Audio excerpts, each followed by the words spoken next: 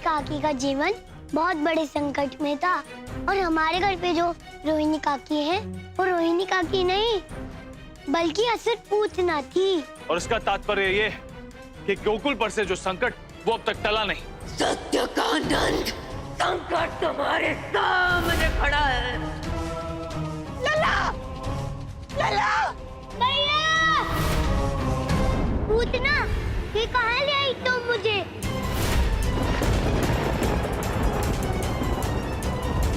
तुम्हारी मृत्यु के बाद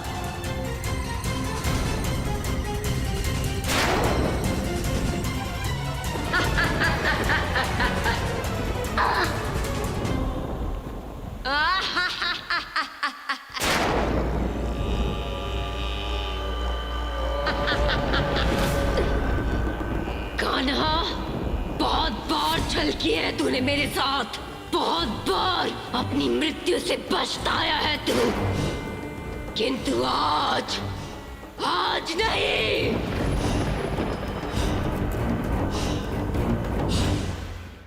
महाराज, महाराज वसुदेव, देवकी, वो देवकी वसुदेव जी।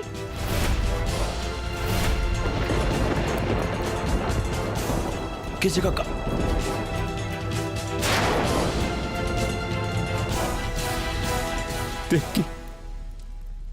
देवकी ठीक तो है ना? देवकी के प्राण लौट आए हैं वसुदेव जी।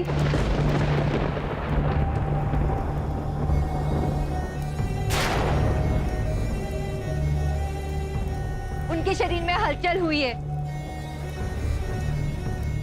ये अनर्थ नहीं हो सकता। इस समय तो कदा। देवकी! वसुदेव! ठहरो वसुदेव! वसुदेव! चला गया। सत्य बताए बिना चला गया।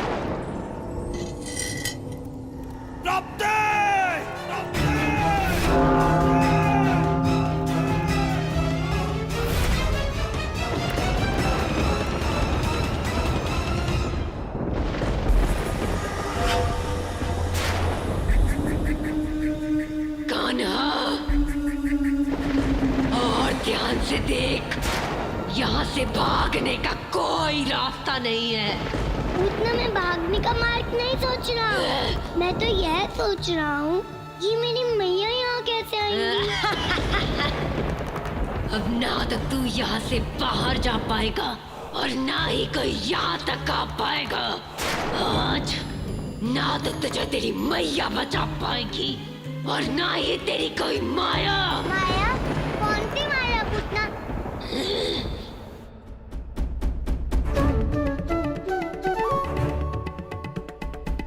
मैं किसी माया को नहीं जानता और मैया ने भी मुझे कोई माया नहीं सिखाई। और तुम कहो तो मैं मैया से माया सीखकर आऊं, किंतु मैं यहाँ से जाऊंगा कैसे? पूतना, तुम्हें तो उड़ना आता है ना? तो मेरी मैया के पास तुम मुझे ले चलोगी ना? क्योंकि मेरे बिना ना मेरी मैया बहुत दुखी हो रही होंगी।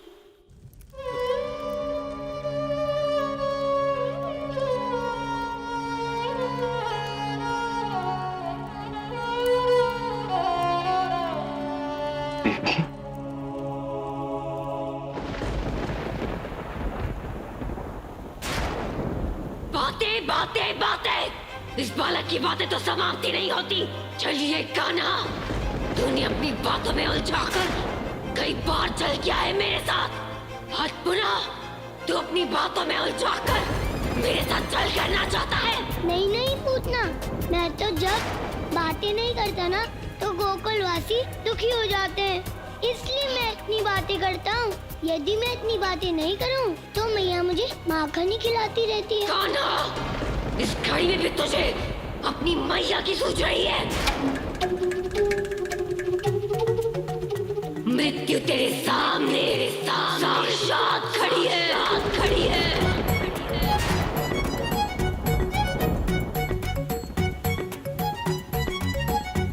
मृत्यु?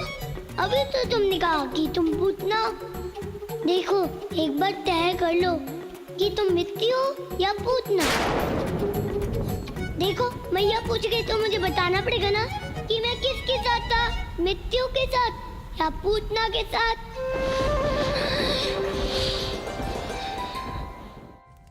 वैद जी, कैसी है मेरी देवकी? बोलिए ना वैद जी, देवकी स्वस्थ है ना? चमत्कार हो गया वसुदेव जी, चमत्कार। महारानी देवकी की नाड़ी वापस लौट आई है। इनकी धड़कनों की गति सामान्य हो गई है, जैसे कुछ हुआ ही ना हो। वैद जी, तो देवकी ठीक हो जाएगी ना? हाँ वसुदेव जी, वर्षों के रोग के कारण इसमें थोड़ा समय लग सकता है, किंतु मुझे पूर्ण विश्वास है कि महारानी देवकी पूरी तरह से स्वस्थ हो जाएंगी।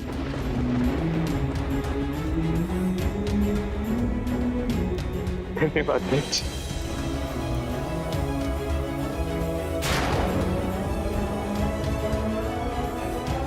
देवकी, सुना तुमने वैद जी ने क्या कहा? वैद जी ने कहा कि तुम बिल्कुल ठीक हो जाओगी। मैं जानता था कि तुम्हारी ममता तुम्हें वापस खींच कर ले आएगी। मुझे पूरा विश्वास था देवकी कि तुम अपने लल्ला का मुख अवश्य देखोगी। हमारा लल्ला जीवित देख के हमारी 8वीं संतान जीवित है और सुरक्षित भी है। देवकी, तुम सुन रही हो ना?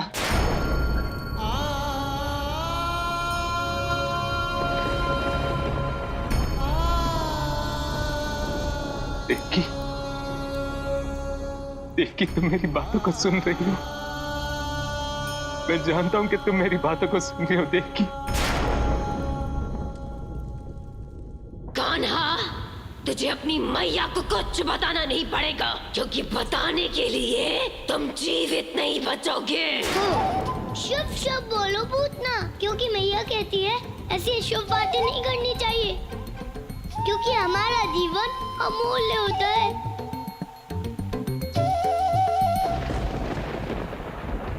जीवन अमूल्य?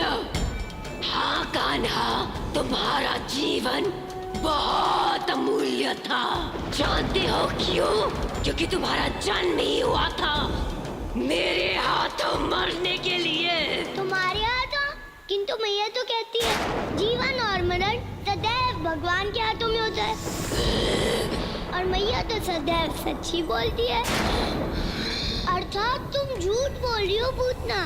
कान्हा, बहुत विश्वास है ना तुझे अपनी मैया पर? आज तुझे पता चल जाएगा कि तेरी मैया सत्य बोलती है या पूतना।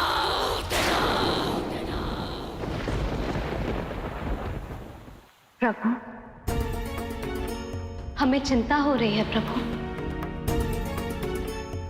जहां कान्हा को अपनी रक्षा की युक्ति सोचनी चाहिए, वहां वे पूतना से जीवन दर्शन की बातें कर रहे हैं। पूतना असुर है, उससे ज्ञान की बातें करना व्यर्थ है। नारायण नारायण, मैं समझ गया माते, मैं प्रभु की लीला समझ गया। वो पूतना को जीवन का ज्ञान देकर उसे सुधरने का अंतिम अवसर दे रहे हैं प्रभु। देव ऋषि, यही विधि का विधान है। सभी जीवों को अपने जीवन में प्रायश्चित करने का एक अंतिम अवसर अवश्य प्राप्त होता है। अब देखना यह है कि पूतना इस अवसर का लाभ उठा पाती है अथवा नहीं। सत्य वचन प्रभु, सत्य वचन।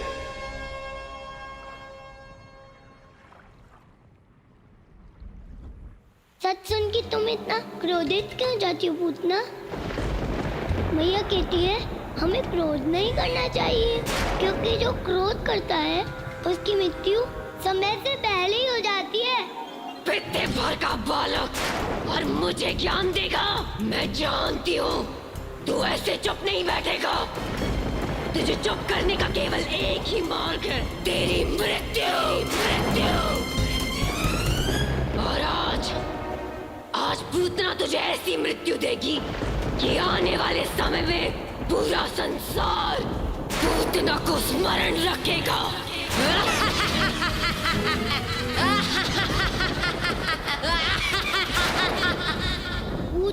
कुछ समझ ही नहीं रही है। अब मैं क्या करूं?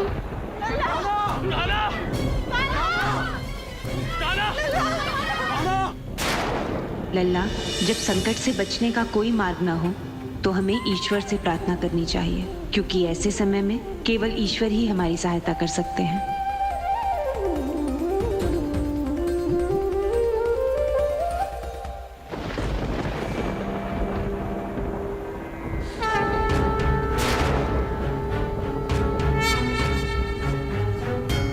सब मुझसे ही जन्मते हैं और मृत्यु पश्चात मुझ में ही लौट आते हैं। मैं ही आदि हूँ, मैं ही अनंत हूँ।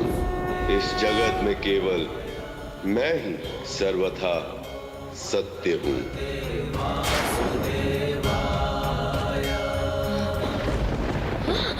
माया, एक और माया पूतना के समक्ष कोई माया नहीं चलेगी, कोई माया नहीं चलेगी।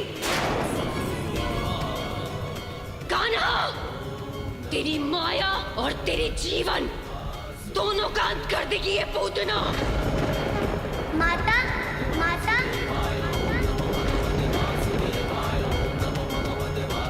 मैं यहाँ हूँ माता।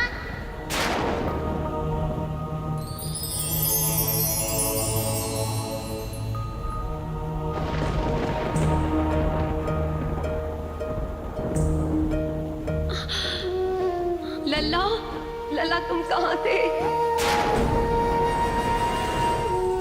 लल्ला, मैं युगों से तुम्हारी ही प्रतीक्षा कर रही थी। लल्ला तुम कहाँ थे?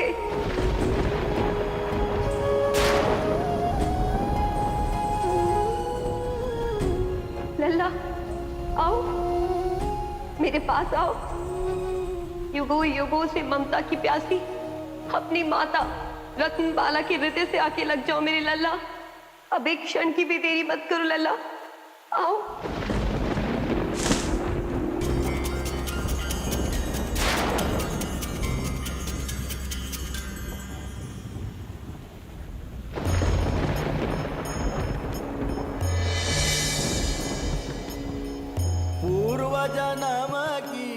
जब मैंने तुम्हें पहली बार देखा था तभी से मेरी केवल एक ही अभिलाषा थी कि तुम मेरे पुत्र बनो और मैं तुम्हारी माता, और मैं तुम्हें अपने आंचल में छुपाकर तुम्हें दुग्ध पान कराऊं। आज मेरी सारी अभिलाषाएं पूरी होने जा रही हैं। मन का पाप विकार, आज तुम्हें दुग्ध पान कराकर मेरी सारी इच्छाएं पूरी हो गई है। मैं इस जन्म मरण के बंधन से मुक्त होना चाहती हूँ लल्ला। नारायण नारायण, आपकी ये कैसी लीला है प्रभु। अब देखिए, रत्नबाला के रूप में आज स्वयं पूतना नंदलाल को दुग्धपान करा रही। एक असुरी और ईश्वर को दुग्धपान करा रही है प्रभु। इस लीला का अभिप्राय क्या है प्रभु?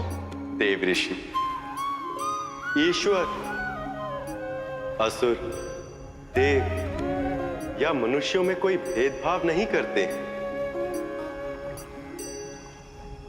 अपितु ईश्वर उसे ही प्राप्त होते हैं जो उन्हें सच्चे हृदय से चाहता है।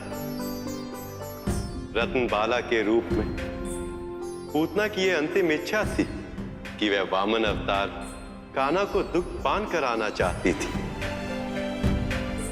आज रत्नबाला की वही मनोकामना पूर्ण हो रही है देव ऋषि।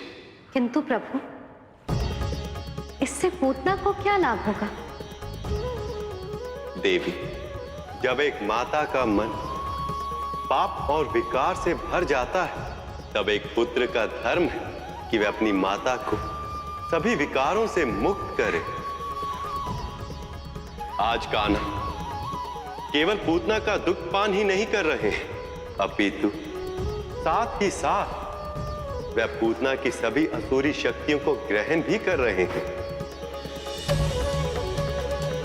पूतना अब मात्र अपने शरीर से ही असुर है, उसकी अंतरात्मा पवित्र हो चुकी है। आज पूतना अपनी सभी असुरी शक्तियों के भार से मुक्त हो गई है देवी, हो गई है। जलाओ दिए, दिए जलाओ, रखो ध्यान इतना कि तनिक भी अंधेरा ना रह जाए। कोना कोना कर दो प्रकाशित, उजाले से भर दो मेरी बहन देवकी का जीवन। जानते हो वसुदेव, इन दियों में जलने वाला घी मैंने गोकुल से मंगवाया है। मेरी बहन देवकी को गोकुल का घी और मक्खन अत्यधिक प्रिय है। बचपन से एक ही रट, मुझे गोकुल जाना है, मुझे गोकुल जाना है। अरे क्यों जाना है पगली? गोकुल जाना क्यों था? देख रहे हैं जीजा श्री, अब देखना इस घी की सुगंध से झट से खोल देगी आंखें मेरी बहना। फिर आपका जीवन प्रसन्नता ही प्रसन्नता, उजाला ही उजाला। सुना है मैंने परमारथ के कारण साधु धरा शरीर, अर्थात सज्जन पुरुष अपने लिए नहीं दूसरों के लिए जीते हैं।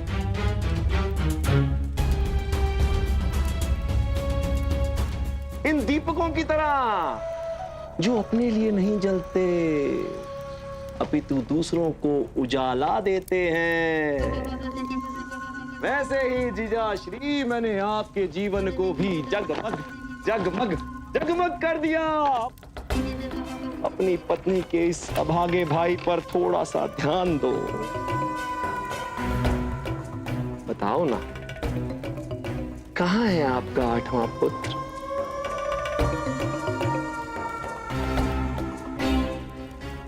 पुत्र? कौन सा पुत्र कंस? कंस तुम भूल गए हो कि हमारी 8वीं संतान एक पुत्र नहीं बल्कि एक पुत्री थी। भगवान स्वामी, भगवान स्वामी।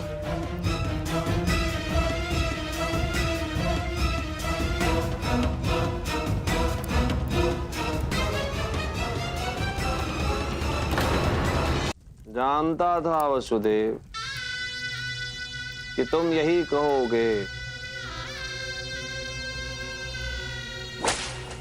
क्योंकि देवकी के स्वास्थ्य में सुधार जो हो रहा है, किंतु मत भूलो देवकी के स्वास्थ्य में सुधार हुआ क्योंकि तुमने भगवान कंस को सत्य बताने का निर्णय लिया। यदि तुम चाहते हो कि देवकी पूरी तरह से स्वस्थ हो जाए तो तुम्हें मुझे पूर्ण सत्य बताना होगा।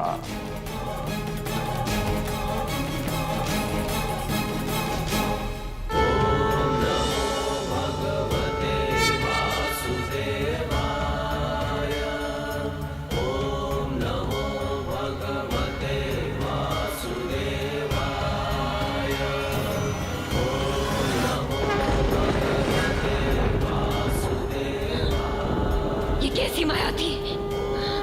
ये क्या हो गया मेरी शक्तियों को? मुझे मेरी शक्तियों की अनुभूति क्यों नहीं हो रही है? कहाँ गई मेरी शक्तियाँ? जो भी हो, मैं इस बालक को जीवित नहीं छोड़ सकती। किसी भी स्थिति में मुझे इसका अनाकांत करना ही होगा।